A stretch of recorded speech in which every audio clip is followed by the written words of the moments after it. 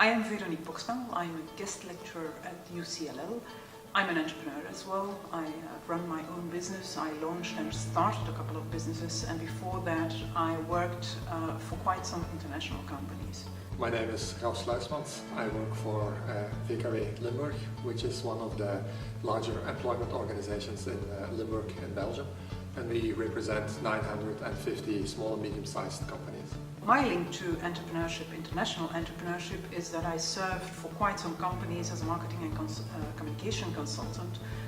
Companies based usually in Belgium but working for different or exporting to different countries. And these countries included European countries, the States, but also Asian countries.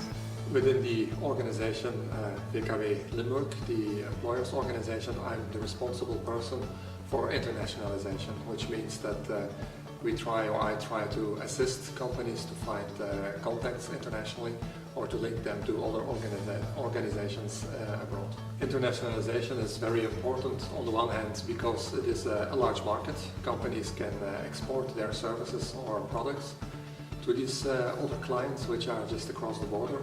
On the other hand, but this is related to the location we're in. Actually, Limburg is very close to the German border, the Dutch border, to the Walloon area, and we have very large knowledge centers around us, and sometimes it's much easier to go abroad to contact these organizations rather than traveling much further or trying to reinvent the wheel yourself. I'm Belgian, meaning I come from a small country. You cross the country in 2 hours' time, meaning that a lot of the companies here in Belgium need to internationalize to be viable, to grow, to be successful.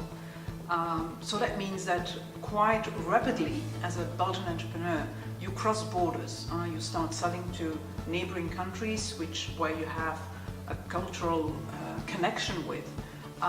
But then again, you also quite rapidly start thinking about exporting to further away countries. What keeps an entrepreneur from internationalizing can be a first bad experience, for instance, or simply because he or she thinks he lacks or she lacks the knowledge, the experience to start looking abroad.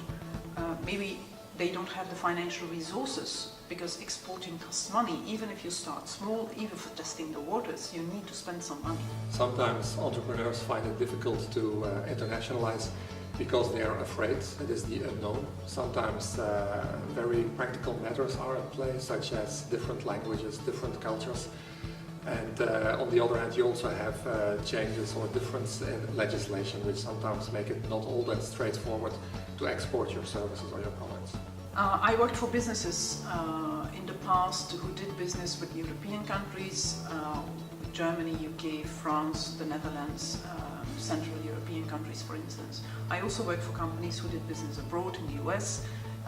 I worked for a company who did business with China, so I have quite some different experiences in working with other cultures, with other countries, in fact. Entrepreneurs in Limburg and in Flanders are quite eager. They are focused on achieving results, but on the other hand they're also quite open-minded and open-minded to other cultures and other routines and habits. As such, quite easy partners to collaborate with. What makes or typifies an international entrepreneur is that it's someone who is very open-minded, who likes other cultures, who doesn't mind and is capable of taking into account these cultural differences. Certainly if you want to sell something, you'll have to take them into account because otherwise it won't work. You'll have to adapt to the market. The market won't adapt to you, your products or your services. So you'll have to be willing to do that. Maybe someone can be so convinced of what they are offering that they say, you know, this is what it is, and they'll have to buy it or they'll have to leave it, which usually won't work in another country. Important traits of characters for people thinking about internationalization is that they are a little bit adventurous, outgoing, willing to start a discussion or to talk with people they don't know beforehand, and also not afraid to make mistakes when speaking different languages. From experience, I think there's a big difference between Anglo Saxon countries, they have a different way of doing business, I find, in a sense that they are very much result-oriented, very direct, very financials driven. There's usually a lot more market information available, a lot more research than what we have in Europe, for instance. We tend to do business still based on relations, on taking someone out for lunch, closing deals over dinner. Networking is very, very important. If you look at the southern European countries, the way of doing business is completely different than the more northern countries, where it's maybe a cooler climate and people are less